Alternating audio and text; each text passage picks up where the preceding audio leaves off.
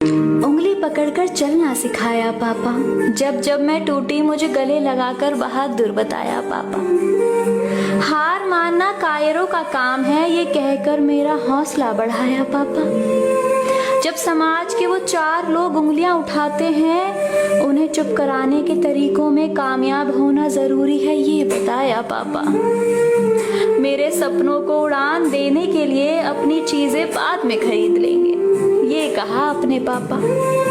Sir पर हाथ रखकर हमेशा मुझे सर उठाकर जीना सिखाया पापा। वो बचपन में साइकिल सिखाते सिखाते एकदम से सहारा छोड़ खुद की लड़ाई खुद लड़नी है, ये बताया पापा। आपने बहुत कुछ सिखाया और डांटा भी पापा, पर सबसे खूबसूरत बात ये है कि जब भी रोता देखा मुझे, जब जब किसी ने कमजोर बताया मुझे, आपने तब तब मेरा हाथ थाम कर मुझे मजबूत बनना सिखाया पापा।